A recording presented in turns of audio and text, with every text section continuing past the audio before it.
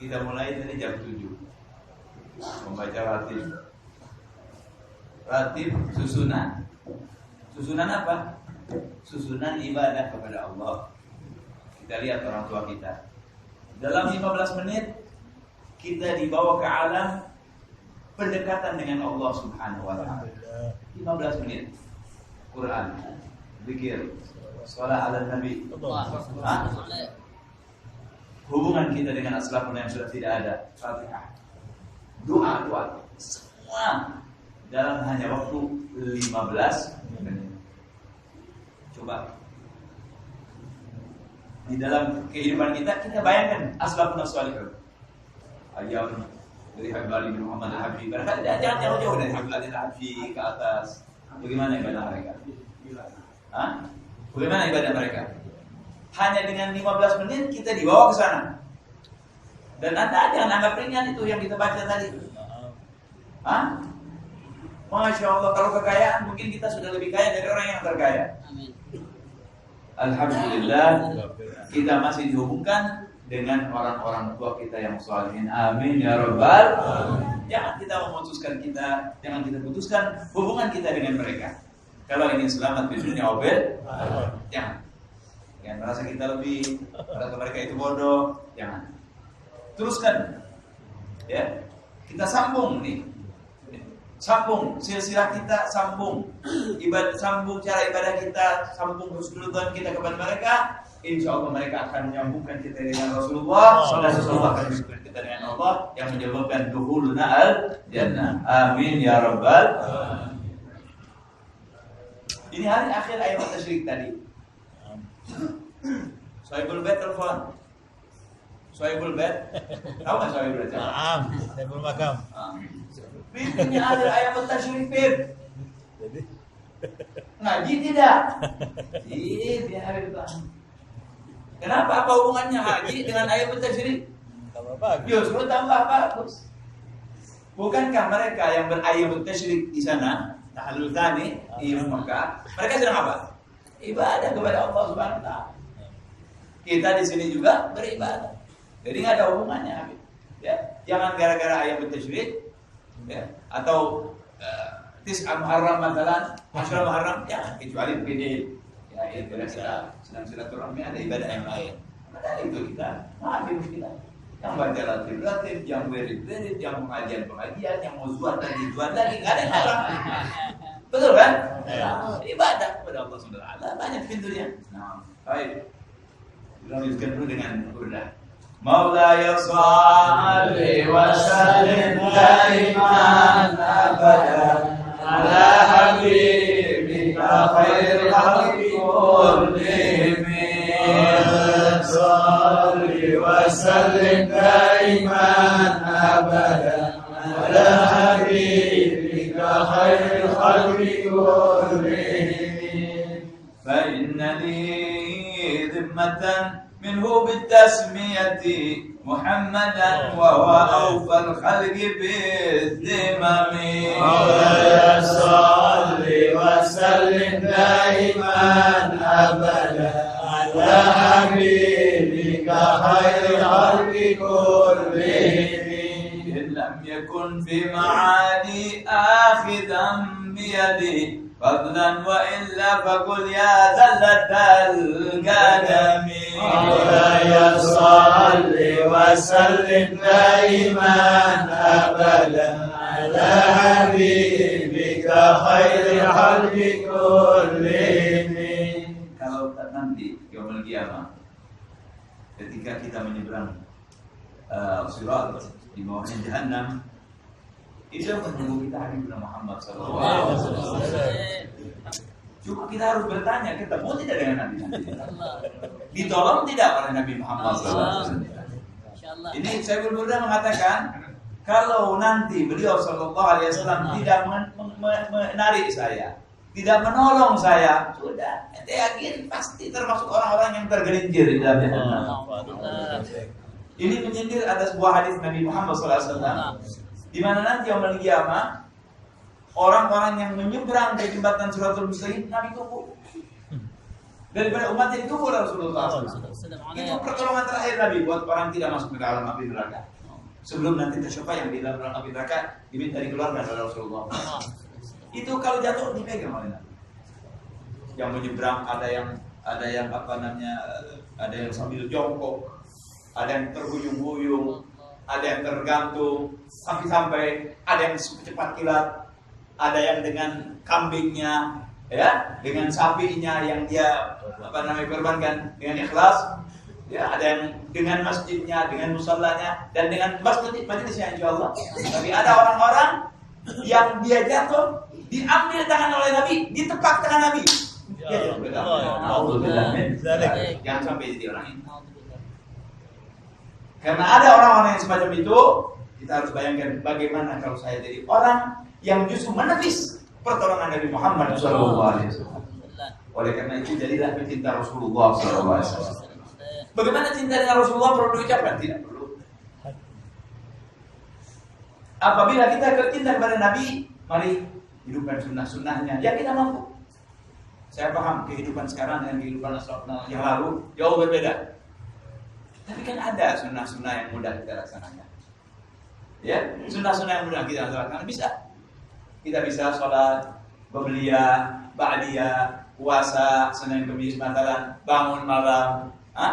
Ini sunnah-sunnah yang mudah kita laksanakan. Jangan kita buang. Mudah-mudahan nanti kita bertemu dengan Nabi Muhammad. Orang yang paling rugi adalah orang yang tidak bertemu dengan Rasulullah nanti. Nah, bagaimana kalau kita mau ketemu, sering menyebut nama beliau, sering hadir-hadir di mana yang disebutkan mukjizatnya beliau, sering hadir-hadir di mana di majlis itu diterangkan ajaran beliau, sering juga kita mengingat sirahnya beliau. Insya Allah beliau ingat kepada kita. Yang untung bukan kita ingat kepada Nabi, yang untung kalau Nabi ingat kepada kita. Ya kan? Kalau kita umpamanya kita tidak kenal sama presiden, nggak masalah. Tapi kalau ente kenal presiden kepada kita, hebat tidak? Hebat. Presiden kenal. Kita juga itu dengan Nabi Muhammad SAW. Ya kan?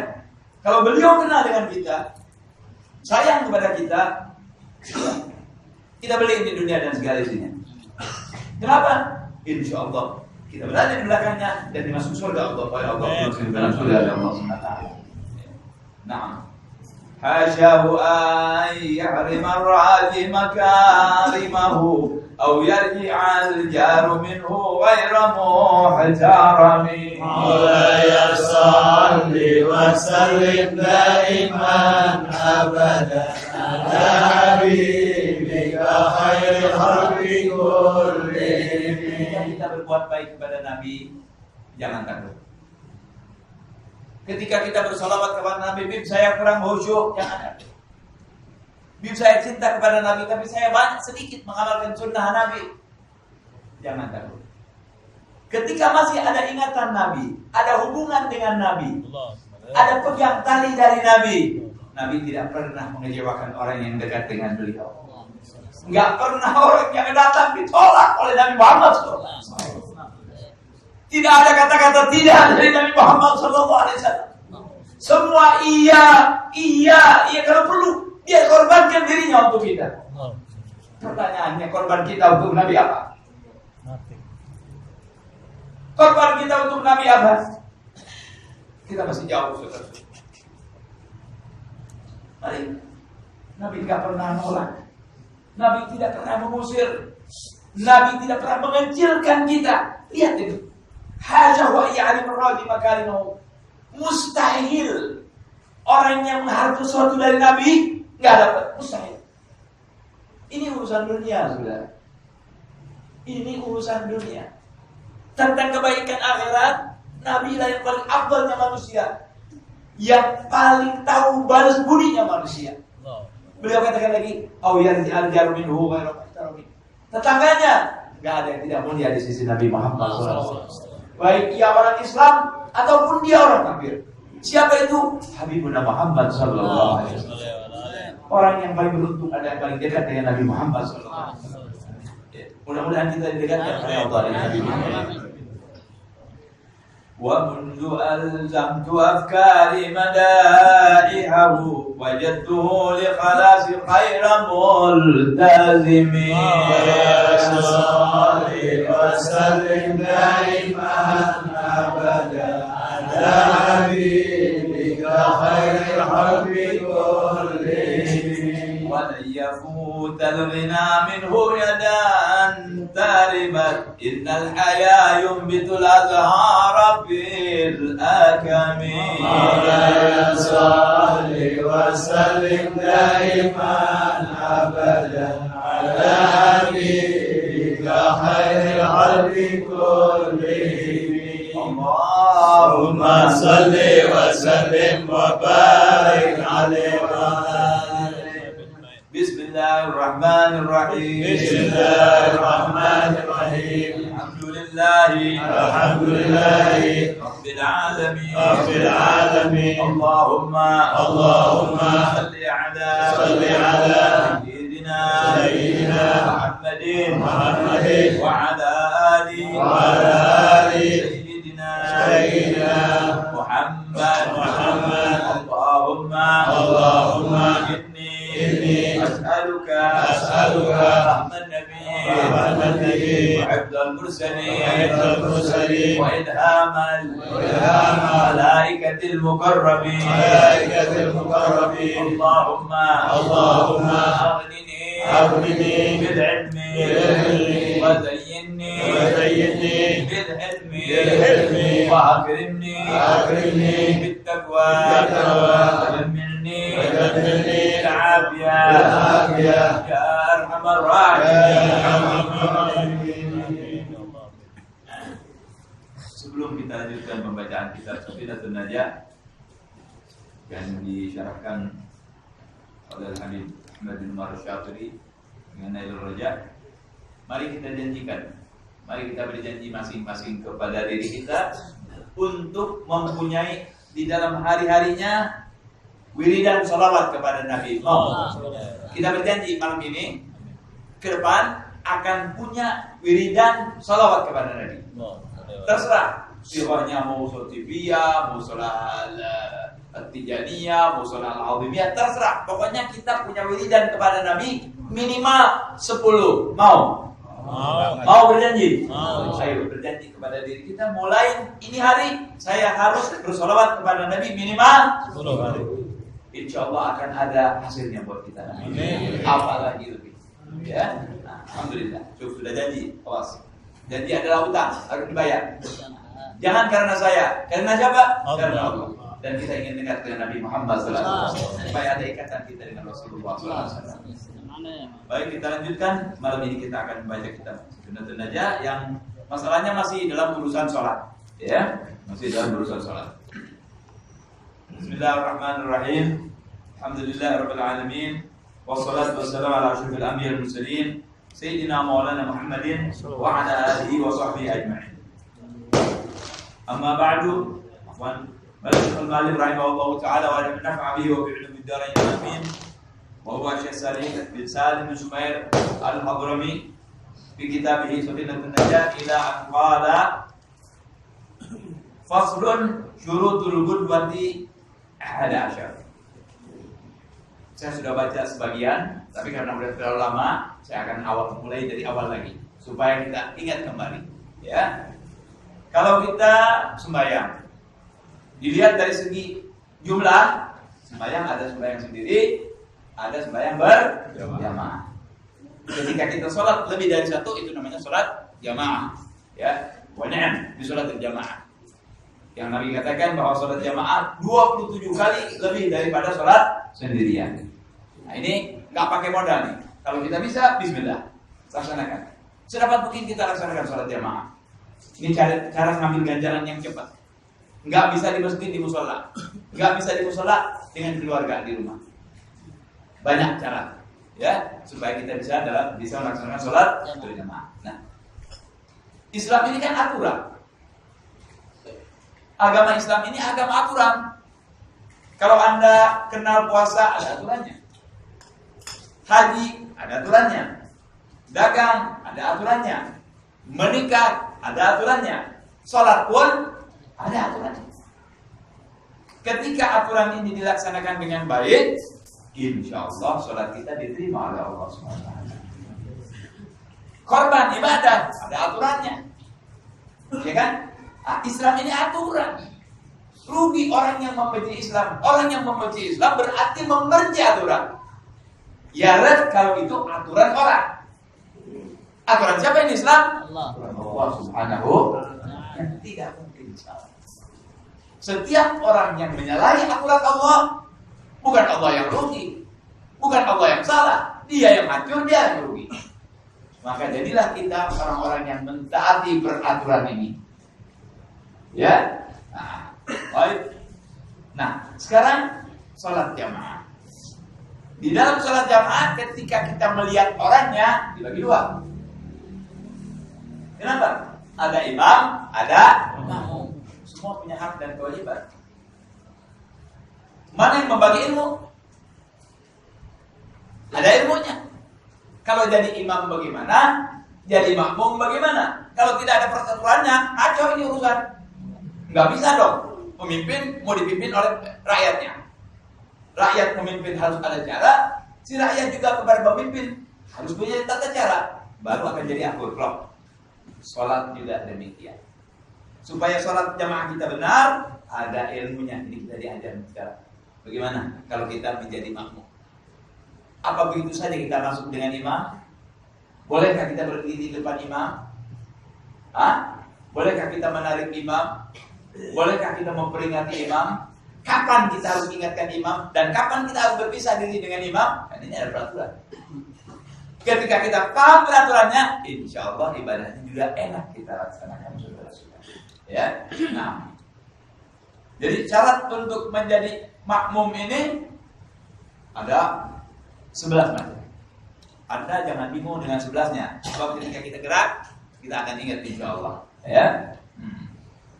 Jadi akan sah ini imam dan makmum kalau ada 11 ini aturan. Yang pertama, kalau kita sholat berjamaah dengan imam, an la ya'lama butlana sholati imamihi bihadatin aw ghairihi. Syarat yang pertama menjadi makmum, si makmum yang akan menjadi makmumnya imam itu, dia harus paham, nggak boleh mengatakan imamnya ini batal. Ya, misalnya imam ini baru kentut, masa saya jadi makmum dia? Imam ini belum wudu, masa dia menjadi imam? Jadi kita harus nggak tahu si imam ini sembahyang batal dalam keadaan salah, ya, batal sholatnya. Yang batalkan sholat, apa yang batalkan sholat? Masih ngaji juga yang batalkan sholat sudah. Kalau nggak ngaji ya nggak tahu juga yang membatalkan sholat. Sama juga tuh. Kemarin saya dapat permintaan bahwa bab nikah supaya diulang lagi. Allah. Kenapa nih?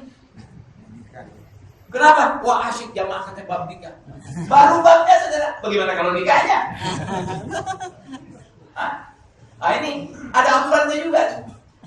Kalau kita nggak tahu syarat-syaratnya, tidak sahnya, kan bisa jadi bercerai suami istri saudara. Dan saat ini banyak suami istri yang bukan suami istri, dia masih sama-sama hidup dalam satu rumah. Kenapa? Karena tidak tahu aturan. Na'udzubillah min. Yang saya paling ingatkan, dua masalah ini Anda harus tanya. Urusan sholat sama urusan suami istri, jangan sembarangan. Cerai dan bukan cerai itu jangan sembarangan. Dan jangan sekali-kali mengucapkan kalimat cerai. Biasanya permulaan cerai itu dari istri yang minta. Kita jangan anggap. Sekarang sini keluar di sini, lebih baik kita aman. Baik, saya tidak mau bahas ke sana. Yang penting semuanya masih punya cara. Nah, kita kalau mau jadi makmum, imam ini yang akan sholat, kita harus paham. Memang berhak dia jadi imam. Karena ada orang yang nggak berhak jadi imam. Anda mau makmum dengan dia, maaf, di belakangnya kelihatan ada darah, meleleh, atau ada kotoran, atau kita tahu ini orang berwudu, jangan jadi makmum dia. Adapun kalau memang dia mau sembahyang, itu urusan dia dengan Allah. Tapi kita sudah paham. Nggak boleh tahu batalnya imam maknanya. Sekalipun Anda sudah sholat, kedengaran dia gendut, kita harus berpisah dengan dia. Karena batal sholat. Tapi kalau kita tahu sebelumnya, jangan jadi makmumnya. Ya, itu yang pertama tuh. Yang pertama syarat kedua itu jadi makmum. Si makmum nggak tahu batal imamnya. Wa kal ilmi bil butan i'tiqadu dzalik wa inna yuhkam bi butlani. Sama dengan tahu batalnya orang yang sama-sama berijtihad atas air. Di dalam ilmu fikih, kalau ada air mencurigakan, harus ijtihad. Ini suci apa nggak suci? Yang satu bilang suci, yang satu bilang nggak suci. Yang bilang suci dan tidak suci tidak boleh jadi imam dan makmum. Kalau sholat sendiri-sendiri. Kenapa? Sebab dia yakin, oh ini nggak sah. Ijtihadnya nggak benar. Kalau dia jadi imam, yang bilang sah, yang tidak bilang sah, oh ini nggak sah. Kalau dibalikkan sama juga. Jadi bagaimana? Sebenarnya sendiri-sendiri. Baik. Dan kesimpulannya adalah kita nggak boleh tahu si imam nggak sah sholatnya. Setiap orang yang tidak sah sholatnya nggak boleh kita ikuti. Berarti sama-sama salahnya dong. Ya, baik, itu yang pertama. Yang kedua, wa an la ya'taqida wujuba qada'iha alaih. Kalau kita akan jadi makmum, kita tidak boleh beriktikad. Kalau nggak tahu, oke, nggak apa-apa. Kalau nggak tahu, ya, dia ini bakal godok, harus godok sholatnya kita nggak tahu, itu urusan di belakang, lain. Sebab nggak ada yang ngomong, saya ini harus godok sholatnya, kecuali orang yang jujur. Tidak boleh kita menyangka imam yang akan kita jadikan imam itu, kalau ini sholat, dia harus godok sholatnya. Kenapa? Karena dia pakai idut tawurain. Karena dia tayamum karena dingin, yang harus diulang sholatnya. Nggak boleh kita jadi imam. Akhirnya bagaimana tahu ya Beb? Ya kalau dia ngomong atau perlu kita tahu keadaannya memang bareng dengan kita. Berarti kalau dalam hal ini mungkin Anda yang menjadi imam, dia yang menjadi makmum. Jadi nggak boleh kita bermakmum kepada orang yang ente beriktikad ini sholatnya harus digodok karena jadi makmum. Nggak boleh. Jelas hadirin? Paham? Baik. Itu yang kedua. Yang ketiga, wa an la yakuna ma'muman. Jangan dia, siapa tuh dia? Si imam, makmum. Maksudnya bagaimana? Jadi dia bermakmum, dia sangka imam, padahal dia makmum. Paham maksudnya? Dia nih, misalnya ini ada orang yang sembahyang banyak jamaah, ya, ada beberapa jamaah mungkin terjadi. Makanya kalau jamaah satu aja jangan banyak-banyak, bingung orang mau milih yang mana nih imamnya. Wah, anak paling simpulan nih, sholli fardhu dhuhri ada imam Allah, nggak tahu dia makmum, tidak bisa jadi tiga, imam, makmum, si makmum dimakmumin lagi, nggak ada. Imam harus satu. Nah, jadi ini juga latihan buat kita. Kalau milih imam, yang pantas jangan imam makmum. Imam betul-betul imam. Ya, nggak boleh jadi makmum kepada makmum. Mestinya jadi makmum itu kepada imam. Jadi yang ketiga daripada syarat sahnya sholat, nggak boleh imam yang kita jadikan imam tersebut dia sebetulnya adalah makmum. So mustahil dong, imam juga, makmum juga, nggak mungkin. Mesti satu sebutannya, ya makmum, ya imam. Kalau ini makmum, jadi imam juga, namanya apa? Disebut imam bukan, disebut makmum bukan. Apa namanya? Bingung namanya. Tahu nggak namanya? Anda juga nggak tahu. Ya, namanya salah. Nggak bisa tuh. Ya, nggak boleh bermakmum kepada makmum. Gal istihalati kaunihi tabi'an wa maqtan mustahil. Dia imam dan makmum sekaligus, nggak mungkin. Fi waqt wahid, dalam satu waktu. Tapi Habis lagi nanya, Bib, kalau begini gimana? Kalau enggak ta'atil gudwah, dua memasku. Ya, jadi tidak ubi walau bil Jumat. Tapi kalau sholatnya selesai, Muhammad, ada Ada yang bangun. Kenapa? Masbuk, kurang sholatnya. Ente ikut dia. Dobit tadi ente bilang tidak boleh bermakmum kepada makmum. Ini bagaimana nih? Kan makmum dia. Jawabannya tidak. Kalau tadi makmum sedang dalam keadaan sholat dengan imam. Kalau ini orang selesai imam assalamualaikum, assalamualaikum, Habib bangun, ente baru datang, ikut dengan dia, enggak apa-apa. Jangankan di sholat biasa, di sholat Jumat pun boleh. Dapat tuh orang yang dapat 1 rakaat Jumat itu dapat Jumat terus atas biasa. Ini baru 1 datang lagi 1, baru 1 datang lagi 1, baru 1 datang terus, enggak masalah, boleh. Ya. Jadi bermakmum kepada orang yang kurang namanya masih punya utang salat, artinya masbuk, maka itu dibolehkan, tidak disebut dia bermakmum kepada makmum. Lain dengan hanya tadi, ini imam bayang, dia makmum, dia makmumin lagi, itu mustahil, nggak mungkin, nggak boleh kan, nggak sah. Baik, nggak boleh syak lagi nih, ya, nggak boleh syak, nggak boleh syak. Ini yang mana makmum, yang mana nih? Ini apa ini nih imamnya? Nggak boleh. Ya gitu kan? Ini imam, benar imam. Ya. Baik. Nah, ini yang keempat nih, yang agak-agak sulit ya, yang agak-agak sulit. Banyak terjadi di kita. Yang keempat, wala ummiyah. Nggak boleh si imam itu buta huruf kalau Indonesianya. Kalau menurut agama, menurut ilmu fikih, al-ummi lughatan man la yaqra wa la yaktub. Orang yang bisa baca tulis itu namanya ummi. Kayak siapa? Nabi kita Muhammad sallallahu alaihi wasallam. An-nabiyil ummi. Tapi umminya Nabi itu mukjizat. Sebab kalau Nabi bisa tulis, kalau Nabi bisa baca, orang bakal ngomong, terang aja belajar. Dari Allah aja diingkarin sama orang, apalagi belajar. Jadi Nabi tidak belajar. Siapa yang ngajar? Anda Rabbi fa ahsana tadbibi. Yang ngajar adalah Allah Subhanahu wa taala. Dan Nabi tahu.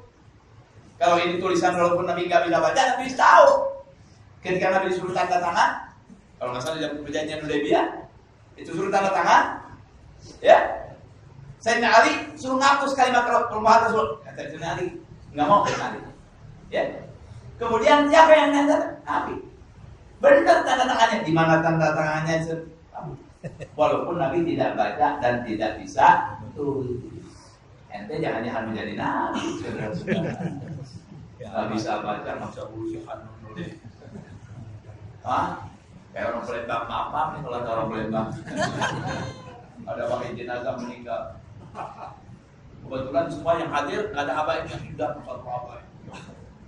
Oh gitu, nanti imam. Kebetulan pakaian bagus. Oh Akbar. Allah Akbar. 4 kali rukuk sujud. Bingung imam. Makmum bingung. 2 rakaat kali. Astagfirullah. Makmum tanya, "Bin, saya seumur hidup belum pernah sholat jenazah pakai rukuk sujud 2 rakaat lagi." Baru. Ini orang yang meninggal dosanya banyak, makanya yang benar balul, yang ngomong lebih balul lagi. Baru jam itu nggak bisa kalau Rasulullah baik, nggak belajar tahu, ya. Nah, Allahumma sholli wa sallim wa barik. Baik.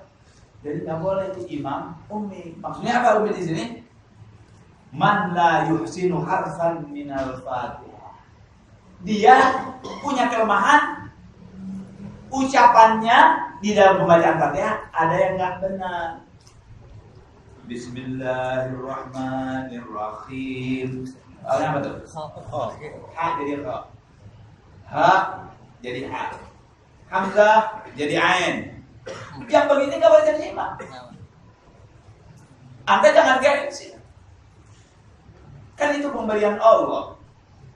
Ada yang ganteng, ada yang kurang, kaya, miskin, pandai, bodoh, fasih, kurang fasih, biasa. Jangan merasa terhina. Kebetulan ente orang top, yang memberikan wakaf kepada ibu musola, atau yang bangun masjid, orang menghormati Anda, sementara Anda mempunyai kelemahan, yaitu salah satu dari huruf Fatihah yang nggak benar, jangan jadi imam dengan mengandalkan saya pemilik masjid, saya pembangun masjid, saya anak habib, saya anak ulama, saya anak kiai. Lah, lihat diri Anda, pantas nggak jadi imam? Coba caranya. Kalau memang ada kesalahan di sini, jangan jadi imam. Dan tidak perlu takut, maaf, Fatihah saya kurang baik, hebat. I'tiraf, hebat. Nggak usah malu, ente bacaannya lebih bagus dari saya. Ya ummukum akraukum, kata Nabi. Yang menjadi imam kamu adalah orang yang pandai bacanya. Jangan. Kalau di belakangnya sama seperti ente semua, labas. Semua bacaannya jelek, ente jadi imam, nggak apa-apa. Tapi kalau di belakang ada yang lebih bagus, dia yang berhak untuk menjadi imam, Anda mundur. Jadi nggak boleh imam itu ummi. Apa itu ummi? Dia tidak bagus dalam membaca surat Al-Fatihah. Hurufnya lain, ainnya berubah dan banyak. Ya. Nah, Tindakan kita gimana, Pak? tindakan kita kalau memang ente kebetulan sholat begitu, jangan langsung ngamuk, Bib. Kita ikut dulu madhab Habibuna Ahmad bin Hasan al-Aqas yang dadanya luas. Tuh, jadi kita punya cara. Ya. Jadi orang kan bisnis ada yang macam-macam, bisnis aja macam-macam. Ada yang main sikut kanan, sikut kiri, ada yang enggak halus, enggak berasa. Padahal kita ditipu, tapi enggak berasa. Ada kan? Ada. Nah, ini juga gitu. Habib Ahmad Hasan menganggap ini kan ilmu Allah luas. Kalau dia orang Arab salah, gampang lah orang Arab, ini gampang tersalah. Tapi sekarang ini dia orang Jawa, tinggalnya di belakang Gunung Bromo. Masuk Islam. Kira-kira lisannya kayak orang Arab nggak? Enggak. Ente masuk ke situ, ketemu orang, Bismillahirrahmanirrahim. Benar. Dia dulu, Arab bukan? Bukan. Orang Baghdad bukan? Bukan. Mekah bukan. Madinah bukan. Orang mana nih? Cirende. Namanya Cirende, nggak ada di Arab namanya Cirende. Orang Indonesia, kita harus terbuka dada kita, biarinlah itu urusan dia dengan Allah. Tapi jangan dianggap benar. Selesai sholat, ente boleh nasihat. Al-Afu. Ini tadi baca Fatihahnya, ini huruf ini salah, kemudian harusnya begini.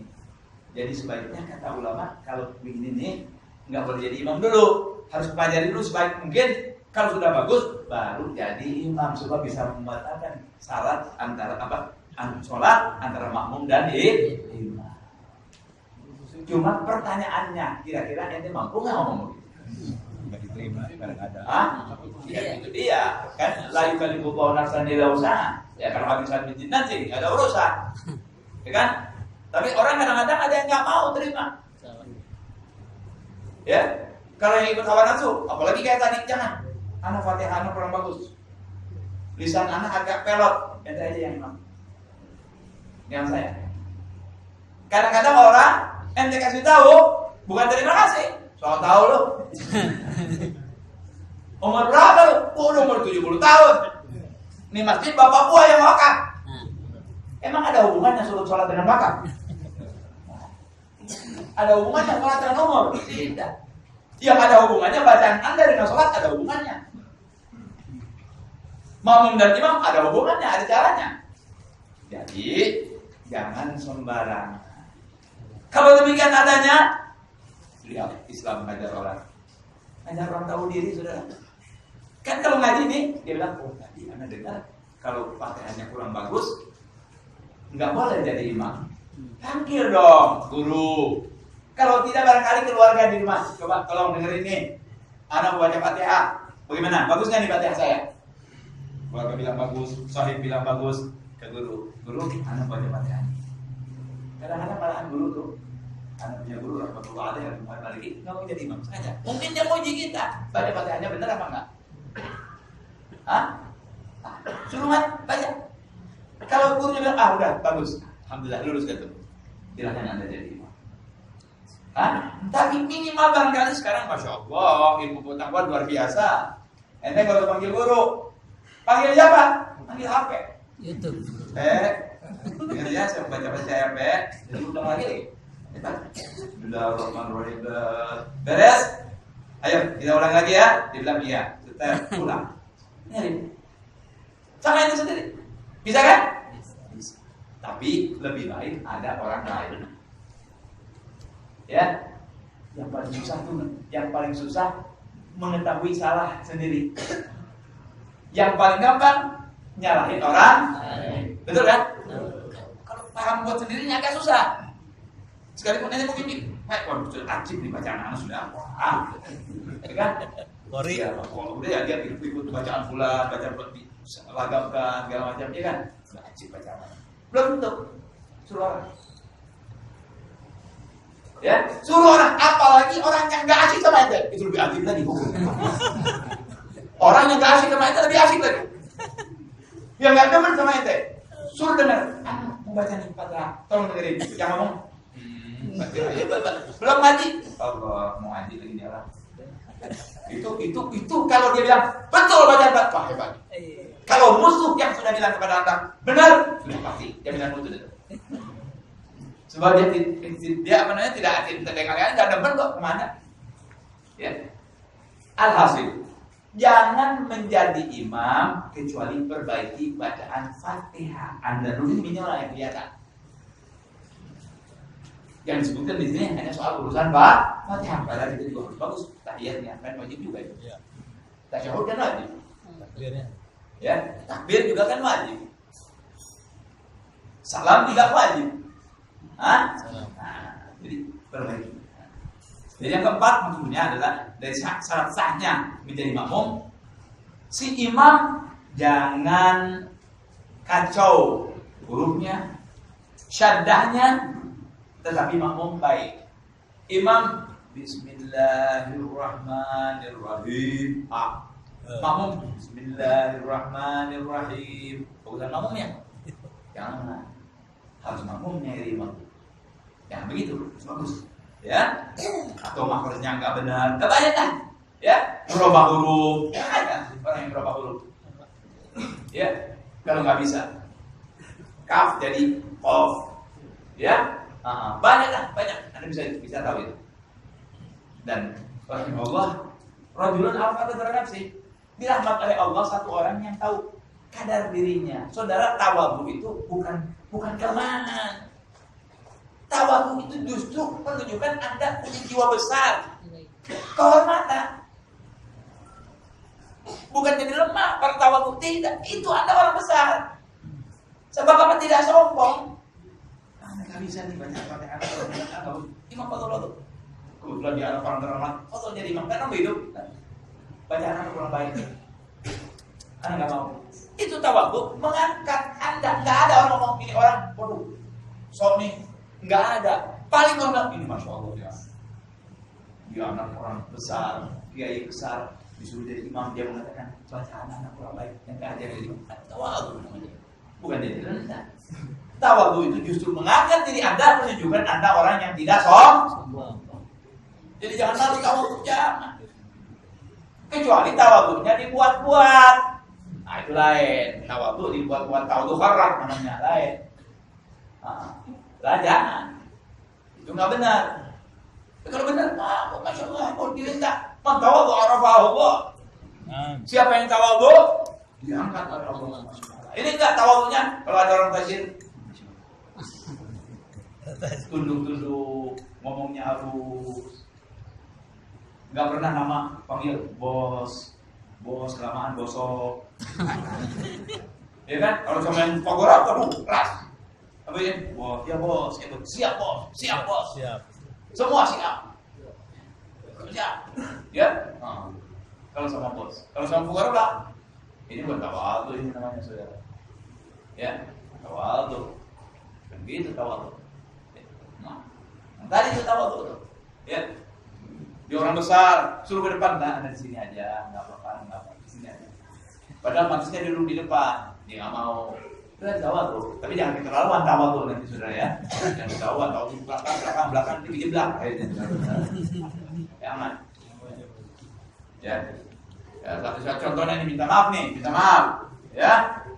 Anda datang tempat masih luas, duduk di pintu, jangan. Bukan tawadhu, nanti Anda ditubruk orang. Atau barang paling tidak ketiban sayur nanti. Ya. Tadi masih tempat saya. Oh, tempat Anda. Ya. Kalau udah malah itu lain halnya. Ya. Baik, jangan demi. Jelas nih yang Bapak, saudara-saudara? Kita kalau jadi imam.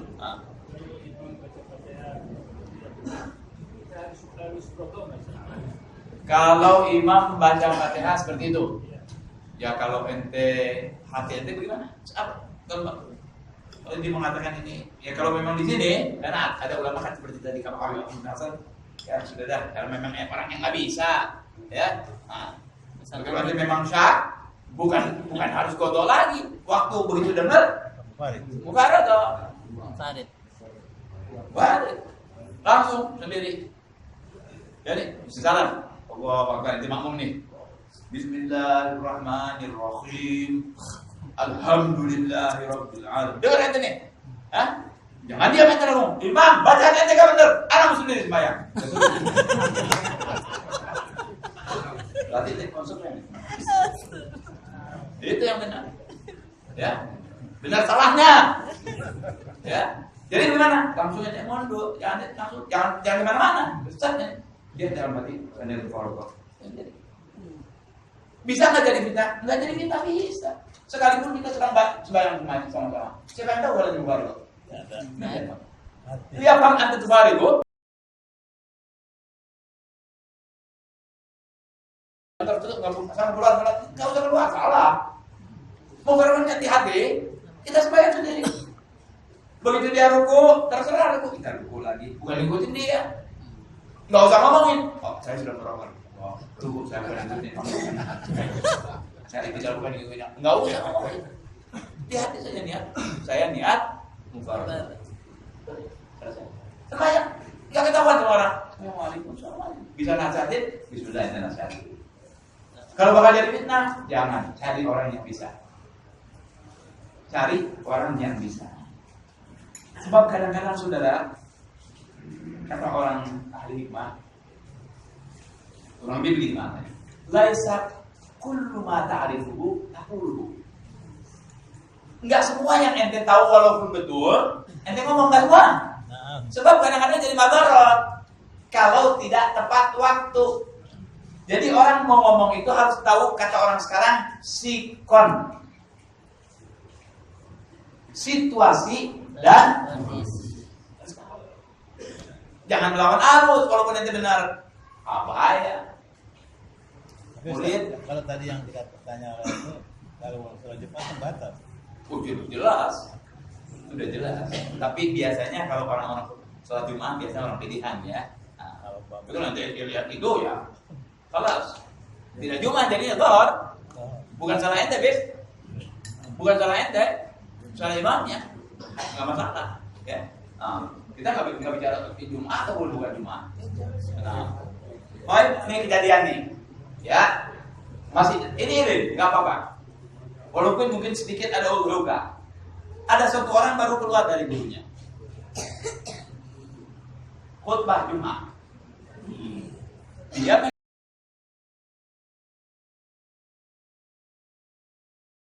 si imam khutbah langsung ditegur.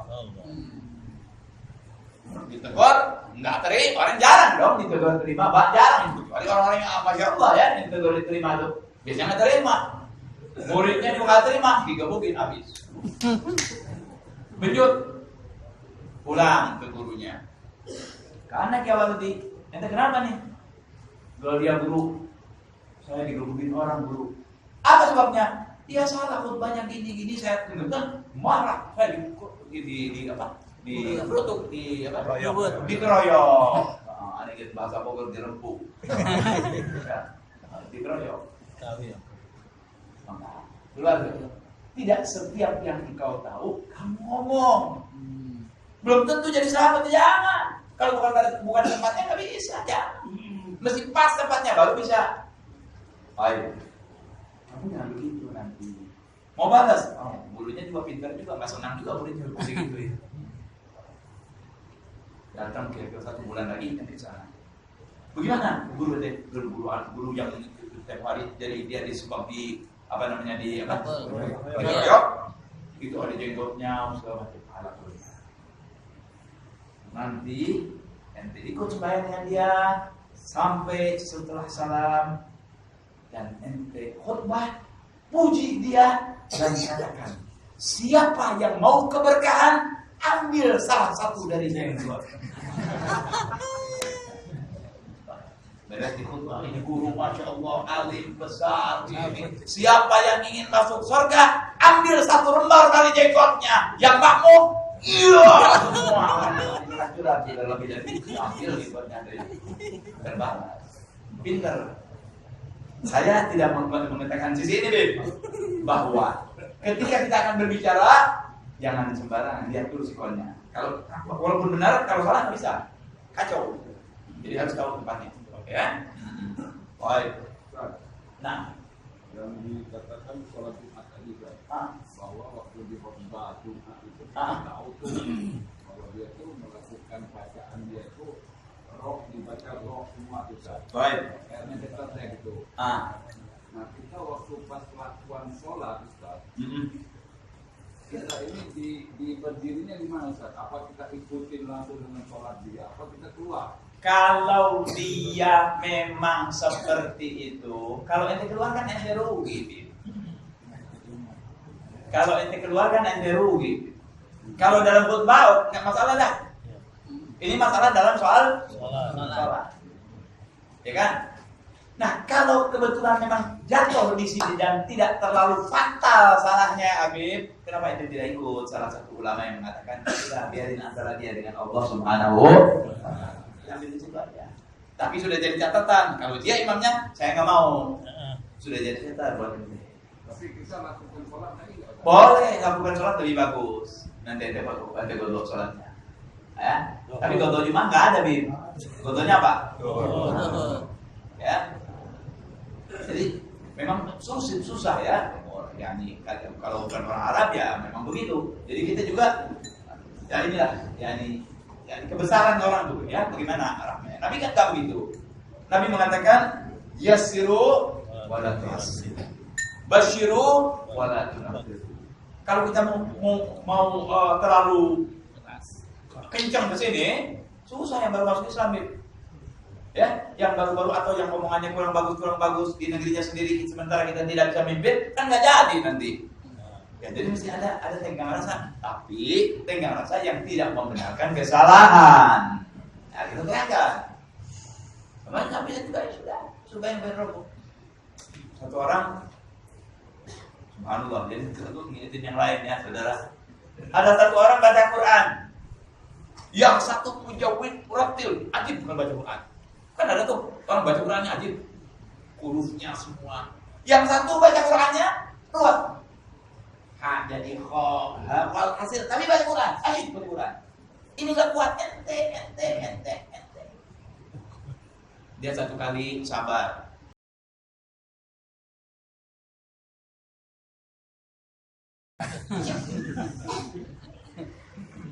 Bilang, dia pulang.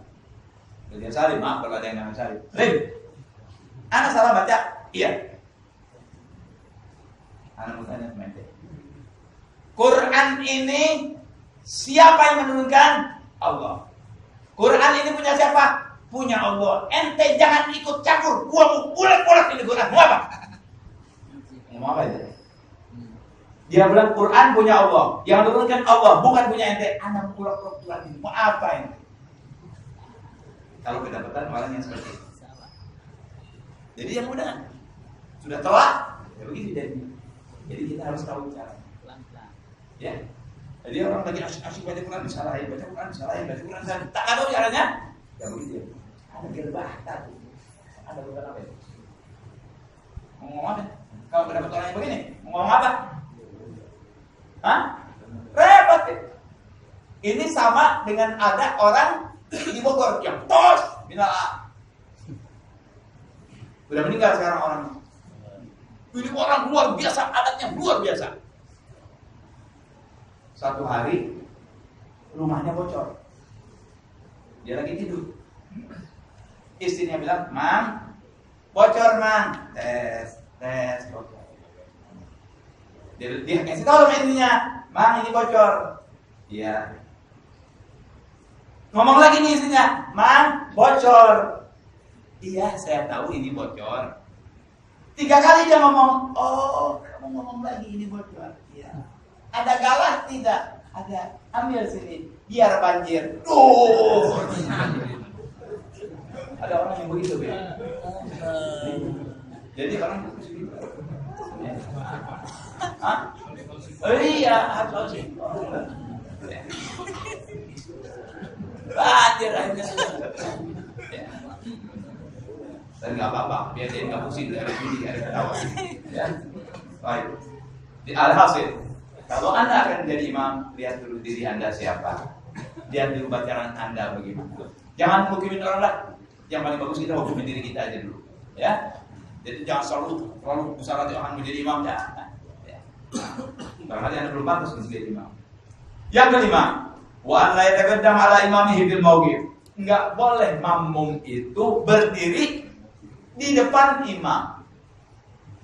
Nah, jadi kalau makmum minimal sama pas makruh. Bareng dengan imam makruh. Enggak pantas dong pemimpin masa sama dengan kita. Kita lihat kan dong kepemimpinannya dia lebih di depan kita. Nah, timbul pertanyaan. Jadi kalau di Mekah gimana? Kalau di Mekah kan sebenarnya muter. Kelihatan ada di depannya kan? Ada. Hah? Tidak. Ka'bah ini muter begini. Imam di sini misalnya, ya.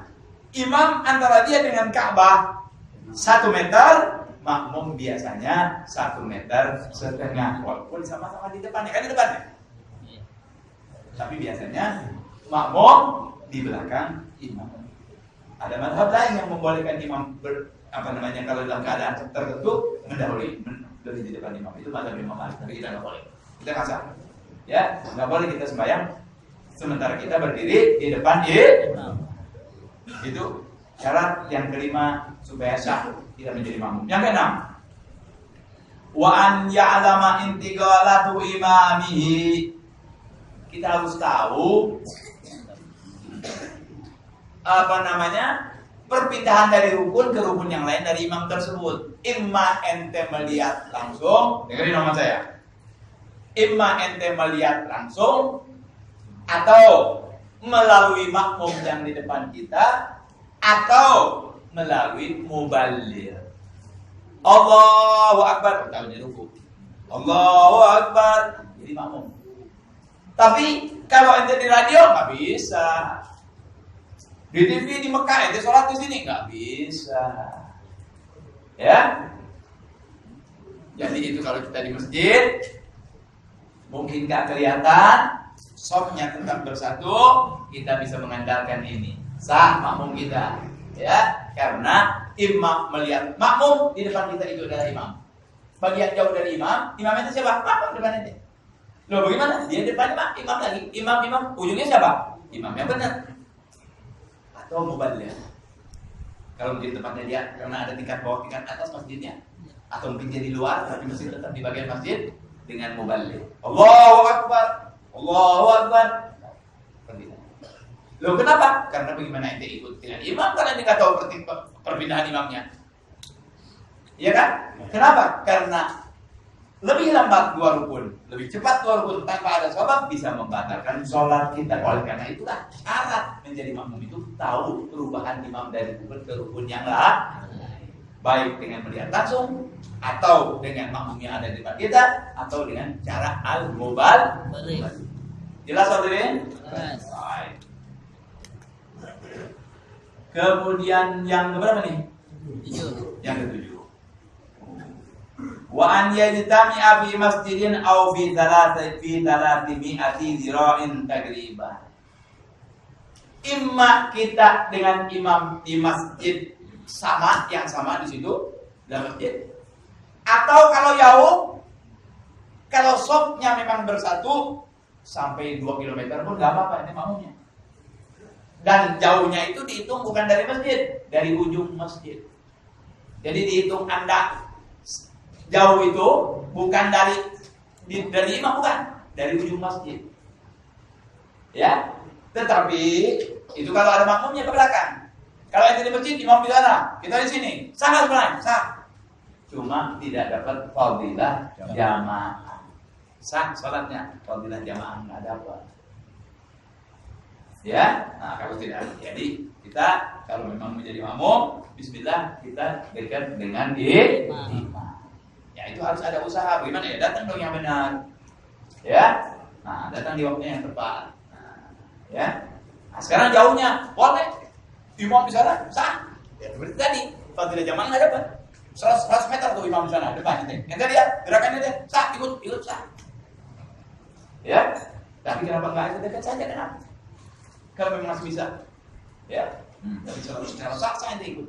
Nah ini yang sedang dibahas, bukan soal sah dan tidak sahnya. Boleh tidak itu jadi makmum, baru nanti timbul sah dan tidak sahnya. Ya, nah itu yang ke-7. Baik. Sekarang Ana mau mengingatkan kepada ente, kalau di masjid, orang yang menjadi makmum itu kalau di luar masjid, misalnya jauh, harus dia bisa ke imam dengan tanpa membelakangi kiblat. Sementara di masjid, ada pintu ini belok naik turun, ente dengar, ente tahu balik, sah. Tapi kalau di luar masjid ada perhitungan tersendiri. Contoh, ini kaca nih, ya kan? Anak sholat di sini. Ini bukan masjid. Penuh ini ruangan. Ada yang sholat di sebelah sana. Sah nggak sholatnya? Tinggal anak, dengar anak, sah nggak? Nggak sah. Kalau ini perlu tertutup, nggak bisa dibuka. Yang sah sholatnya, yang nyambung sop dengan yang sop di sini. Yang di sebelah sini tidak sah. Kalau itu di luar masjid. Kenapa? Sebab dia kalau buka imam ngebelakangin kiblat tidak? Anda di sini, dia di situ. Kalau buka imam ngebelakangin kiblat ya? Bisa. Jadi kalau di luar masjid, ente hati-hati sholat harus ada penghubung. Siapa penghubungnya? Pintu. Jadi kalau masjid ini segi 4 begini, segi 4. Ini luar masjid nih. Mau sembahyang di sini, Anda lihat tuh imam, tapi nggak ada pintu. Tidak boleh. Buka pintu dari sini, sop ini maju, inilah imam Anda. Yang sah, yang ini ke belakang. Adapun yang ada di depan tidak sah, karena dia di luar masjid. Tapi kalau itu masjid, katanya naik, turun di sini, ada pintu tertutup tapi bisa dibuka, Anda sah sholatnya. Kalau itu di dalam masjid, kayak di luar tidak. Nah, banyak orang kadang-kadang kalau ada kolor, ya, kalau ada majelis taklim, suka ada tuh yang sembahyang begitu tuh, hati-hati itu. Nah, Anda jangan begitu, ya. Nah, cari yang sopnya bagus, pas dengan sop yang ada dengan imam, Anda ikut di belakang. Jangan di tempat-tempat yang ini sudah tertutup, dia sembahyang di sini. Padahal di sini kelihatan tadi imam di sebelah sana, nggak bisa kalau bilang masjid. Harus pintu terbuka. Harus ada pintu terbuka, harus. Namanya robit, harus ada penghubung antara anda dengan imam. Kalau itu di luar masjid, itu aja. Sederhananya seperti itu aja. Nah, jadi kalau begitu, jadi antisipasinya bagaimana? Hendaklah kita kalau sholat cari yang betul-betul makmum sesuai dengan imam yang ada di depan. Sudah mungkin. Kalau tidak, ente lihat ada hubungannya nggak? Sop anak ini kemana nih? Sini. Nyambung nggak? Nyambung kepada yang langsung ke sana. Oh, oke. Tapi kalau dia bilang, sok anak ini di sini, imam di sebelah sana. Lihat, tembok nih. Ini masjid bukan? Jangan. Paham? Ini misalnya imam di luar sana. Ya kan? Ente di sini nih. Ya. Di depan sini ada orang, terserah, dia main dulu. Dia tuh ada pintu nggak ada? Nggak ada. Gimana? Oh ini pintu. Nanti lihat sok anak. Oh iya. 2 sop, ada pintu sebelah sana. Yang pintu ini terus nyambung ke sop sana nyambung ke imam. Yang di sini yang sah. Yang depan? Kalau itu di luar masjid. Jadi, ya. Hai. Itu yang keberapa? 7. Yang ke-8 harus ada niat. Kalau jadi makmum menggantungkan kita kepada sholat orang lain tanpa ada niat, batal. Nggak boleh. Jadi harus niat. Usolli fardhu dhuhri makmuman. Usolli fardhu dhuhri muqtadiyan. Usolli fardhu dhuhri jama'atan. Harus. Ente ikut saja kalau salat Allah subhanahu wa ta'ala, Allahu akbar ikut tanpa ada niat, lama batal salat Anda, imamnya benar. Makmum wajib niat makmuman. Makmum wajib niat. Wajib niat. Usolli fardhu dhuhri makmuman. Usolli fardhu asri makmuman. Kalau makmum. Kalau enggak batal salat. Ingat itu. Ya, ingat kalau jadi makmum harus bilang makmuman. Imam kalau dia enggak niat enggak ada fadilah jamaah. Kecuali kalau Jumat. Kalau Jumat dia wajib niat imam. Ya, nanti ada yang wajib niat imam. Itu yang ke-8. Jadi yang belum niat makmum buru-buru. Kalau masih sebentar apa Pak? Kalau lama nggak bisa tetap. Masih ulang lagi sholatnya. Ya. Walhasil kalau jadi makmum jangan lupa bilang makmuman. Kalimat lain muqtadiyan. Ya, muqtadiyan atau jamaatan sholatnya. Ya. Yang ke-9 wa an yatawafaqana musallataihima. Sembayangnya antara kita dengan dia bentuk sholatnya sama. Dari Bahmi sama Mahmid memang ada bentuk sholat yang sama. Ada. Sholat jenazah dengan sholat zuhur sama nggak? Jangan makmum kepada sholat jenazah. Ada gol yang mengatakan boleh nanti di takbir yang sekian, nggak usah. Harus sama bentuk sholatnya. Adapun sholat rakaat, oke. Ini sholat subuh, anak sholat zuhur, ini maghrib, anak isya, isi zuhur, anak subuh.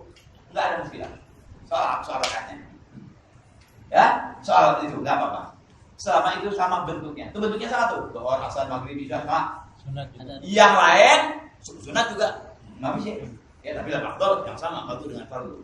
Ya. Baik. Nggak boleh kita jadi makmum sholat kusuf. Kan 2 kali ya. Qul huwallahu ahad, Allahu samad, lam yalid wa lam yulad, lam yakul lahu kufuwan ahad. Allahu akbar, ruku, kita masuk ikut ruku. Allahu akbar. Sami Allah liman hamidah. Kalau biasanya baca Rabbana lakal hamdu, ini malah dia baca Fatihah makmum bingung. Boleh enggak? Enggak. Salat kusuf ente jangan ikut. Khusuf jangan ikut. Salat jenazah jangan. Tapi kalau ente salat tarawih ada yang jamaah oke. Sholat sunnah itu ikut sholat jamaah mah bisa. Tapi afdal sholat fardu dengan sholat fardu. Jadi harus bentuk sholatnya sama. Jangan nggak boleh dia sembahyang fardu, ini sembahyang ya ini apa khusuf yang qiyam atau sembahyang sholat jenazah. Ya nggak sama bentuknya itu. Jelas ini hadirin? Alhamdulillah jarang lagi. Ya makmum kepada yang sholat jenazah jarang. Ya. Nah, jadi sholat wajib bisa bermakmum ke sholat sunat. Boleh. Ya, tapi fadilahnya tidak seperti yang sholat wajib dengan yang sholat wajib. Kalau dalam keadaan nggak tahu, boleh maksudnya. Sah sholat ente, ini sunnah, ini sholat wajib. Ya nggak tahu kan? Tapi biasanya yang pintar, dia sebelum jadi makmum, dia apa? Syarat. Ya biasanya lagi berdiri tuh, jangan lagi duduk. Yang toel imam itu lagi gini kan. Biasanya kalau imam pintar langsung. Kalau yang bisa silat. Ya, so dia berat. Ini aja. Nah, biasanya tuh dia begini. Tahu bahwa saya lagi, maksudnya jangan Anda lagi sholat. Nah. Ya, tapi kadang-kadang dia jemput dia begini. Ada tuh. Ada begini. Ada begini. Colek begini. Dia begini nengok. Jangan. Dia. Jadi mau ini batalkan sholat. Nah, Ustaz mau nanya, ah, kalau imam sholat biasa, imam sholat biasa maksudnya? maksudnya 4 rakaat, Ah. makmum gosor, boleh Enggak boleh. Nah, itu belum sampai babnya. Ya, sama juga tuh. Kita gosor. Imam mutim, enggak boleh orang yang gosor ikut yang mutim. Gosor itu yang sebaiknya 2 rakaat, yang 4 dari 2, yang asar, isya, kemudian zuhur. Kalau subuh gosor boleh, ya. Subuh boleh gosor ya? Agak. Nah, boleh nggak? Habis. Enak tuh. Kurangin 2. Gosor itu 4. Nah, jadi nggak boleh orang yang gosor ikut orang yang sempurna. Yang sempurna ikut orang yang gosor, sholatnya boleh. Boleh. Ya, karena dia memang dalam keadaan ini dari Allah SWT. Ya, nggak boleh. Gosor bentuk tuh. Ya. Ah. Seperti yang tadi katakan kalau kita sholat makmum berjamaah pada imam yang sunnah boleh saja.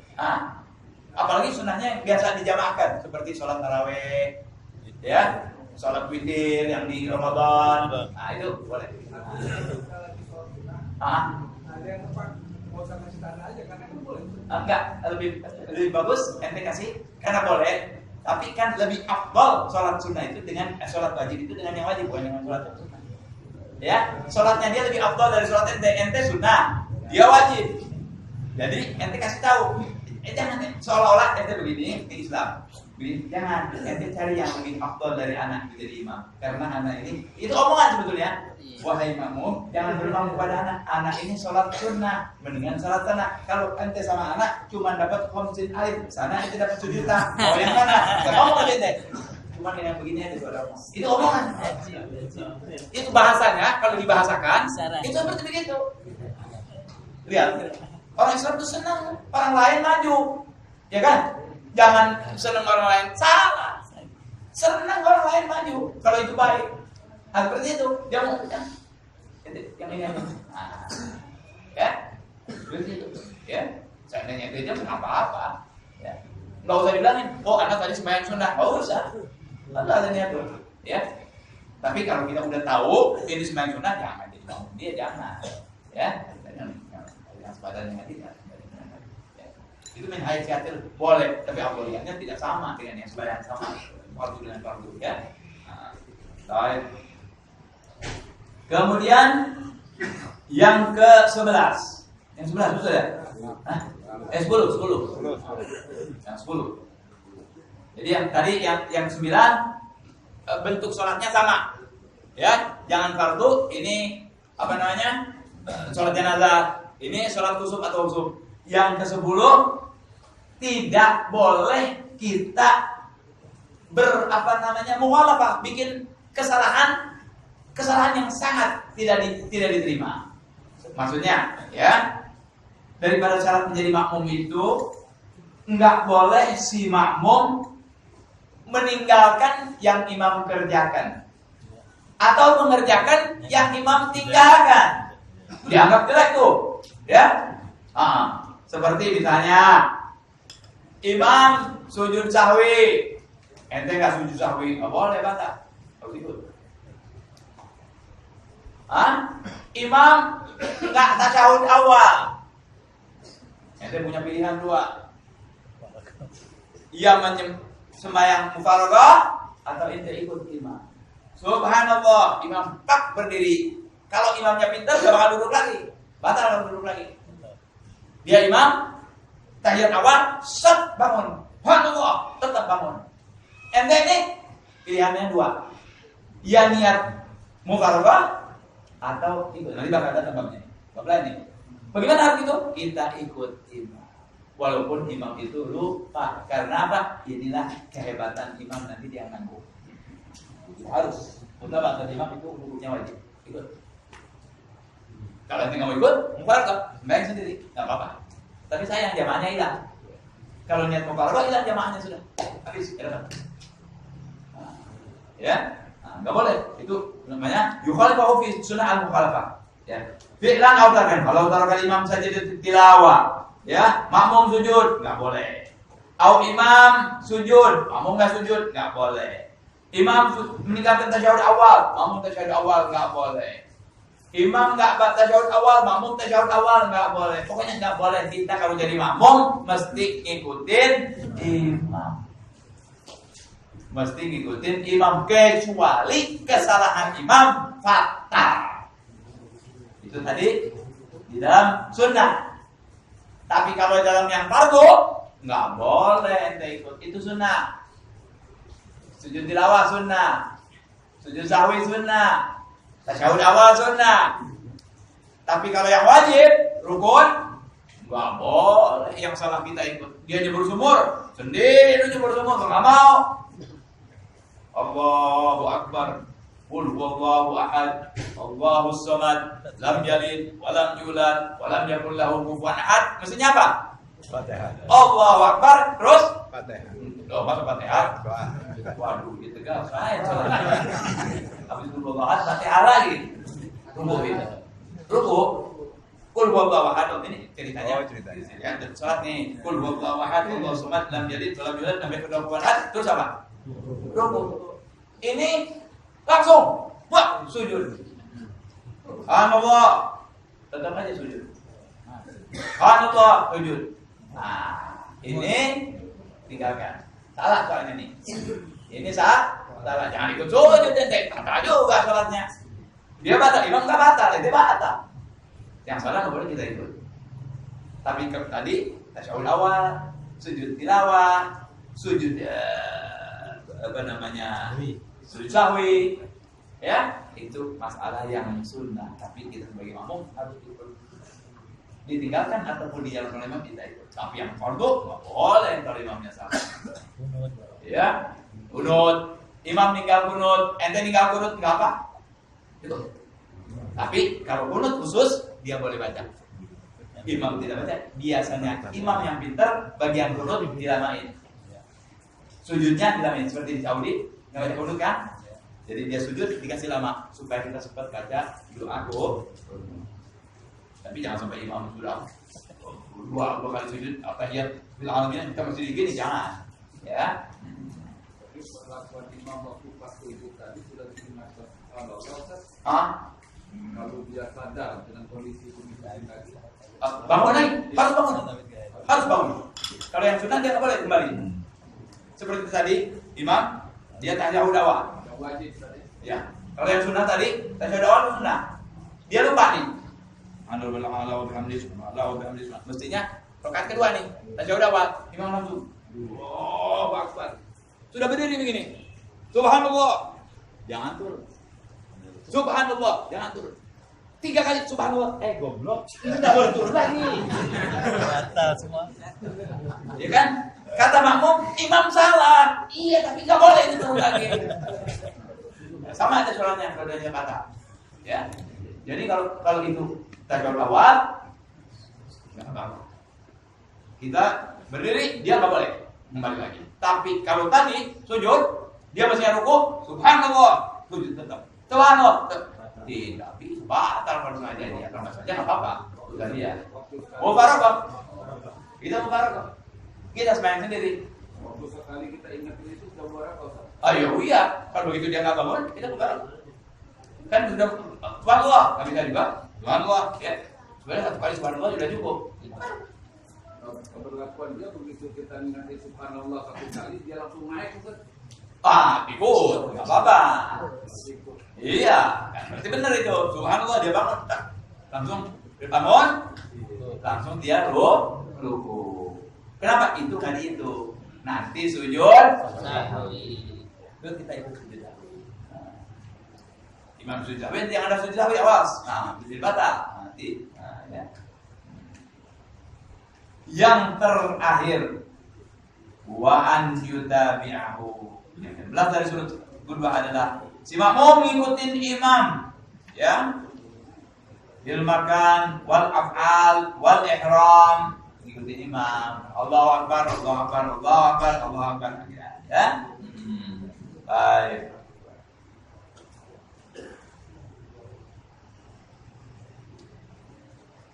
Tetapi walaupun kita mengikuti imam, ada hal-hal yang nggak boleh barengin. Mana hadirin? Takbiratul ihram. Awas. Kalau kita lebih dulu takbir rukunya nggak sah nih makmum. Jadi kalau kita jadi makmum, ada dua hal yang nggak boleh. Ke depan dari dia nggak boleh. Kemudian yang kedua, barengi imam dalam takbiratul ihram dan salam. Jangan. Tetap imam dulu. Jadi kalau membayang, kita lihat dulu imam, jangan buru-buru. Allahu Akbar, baru kita Allahu Akbar. Assalamualaikum, baru kita Assalamualaikum. Ya, jadi harus kita mengikuti, jangan kita mendahului. Nah, itulah kira-kira syarat-syarat menjadi makmum. Waktu itu kan Ustaz katakan kalau kita sholat itu 3 kali berturut-turut bergoyang, Nah, kalau imamnya begitu, kalau imamnya begitu ditegur, kan kesalahan ketahuan sama kita. Seperti apa misalnya contohnya? Loh enggak, kalau kita melihatnya seperti itu, ya kalau ente melihatnya betul-betul 3 kali batal, ente harus langsung mau parah lagi. Kan tadi udah ada. Tidak boleh mengetahui batalnya imam baik sebelumnya ataupun dalam sholat. Yang batal nggak boleh diikuti. Ente dapat imam bacanya misal batal imam nih. Sami Allah liman hamidah. Matalan ya, imamnya bukan preman. Sami Allah liman hamidah ini. Ini kan membatalkan sholat. Ente langsung nggak usah ngomong. Mau parah loh. Itu batal sholatnya. Ya. Tapi kalau satu atau tidak berturut-turut, kita tetap mengikuti. Dan makanya jadi imam pasti ada ilmunya. Jangan begitu aja mau jadi imam, tanggung jawab kepada Allah. Kecuali orang-orang yang menjadi ngerti ustaz kayak Habib Hamid, nggak apa-apa jadi imam, saudara-saudara saya kuat tentang jadi ngaku imam lagi. Apa Habib jadi Habib? Benar. Jadi masih ada orang-orang. Nah hadirin, itulah yang dapat saya sampaikan. Yang tidak tersampaikan dari ilmu makmum imam banyak, tapi ini yang di depan kita. Ya, kita harus pahami, kita harus ketahui, insya Allah sembahyang makmum dan imam kita menjadi baik. Amin. Ya Rabbal Alamin. Lebih saya mohon maaf, mudah-mudahan dapat keberkahan dan amin dari Allah Taala. Amin. Ya Rabbal Alamin. Wa minkum Rabbana anfa'na bima 'allamtana wa bi'almina hadiyan ma'una wa baghina lana wa baghina fi dinina ma'ana wa dhikr رب وفقنا وفقكم بما ترتضي قولا وفعلا كرما فالفي كل حلالا دائما وإلا يا علماء نحضر بخير وكل شر ربنا أصلح لنا كل شؤون وأكرم الكرام في العيون واغفر عنا ربنا كل سوء واغفر لنا يوم السلام وصلاة الله تغفر المصطفى الحج دعانا بركة بجاه ديننا الشفاء وعلى الكلام الشفاء وعلى الصحب المصطفى الكبار اللهم انا بالله واجعلنا من شر وبرك ولا تولنا بأن سواك ولا تجعلنا من بارك عمرك وعصاك وحسبنا الله ونعم الوكيل ولا حول ولا قوة إلا بالله يا ربنا عذابنا بأننا اقتربنا وأننا أشرفنا على الأضواء أشرفنا فتب علينا توبة تغسل كل حوبة واستر لنا العورات وآمن الروعات واغفر لوالدينا ربي ومولودينا والأهل والإخوان وسائر الخلان وكل ذي محبة أو غيرة أو صحبة والمسلمين أجمع آمين يا ربي أسمع فضلا وجودا منا لا باكتساب منا بالمصطفى الرسول نحظى بكل سور صلى وسلم ربي عليه عند الحب وآله وصحبه عند التصحيح والحمد لله بالفتح والثناء بسم الله الرحمن الرحيم اللهم صل وسلم على سيدنا محمد مفتاح باب رحمتك عدد ما بين الله صلاة وسلاما دائمين كما وعلى آله وصحبه ومن عن طاعتك فرحي وسروري ومن فضلك العمومي اللهم يا عليم حالاتي وقضي على شرعي ونياتي ويبدي جميع حاجاتي ويغفر لي سيئاتي وتجاوز خطيئتي وزلاتي وتقبل جميع حسناتي وسامحني فيما قضى حياتي وقضي في ديوان ساداتي واسلك في سبيل النجاة في حياتي ومماتي اللهم إني ظالم بأرضاك راغب في رضاك مستسلم برضاك واكتبني هداك واسلك في سبيل هداك وأجرني برضاك صلى الله على سيدنا محمد وعلى آله وصحبه وسلم. السلام عليكم ورحمة الله وبركاته.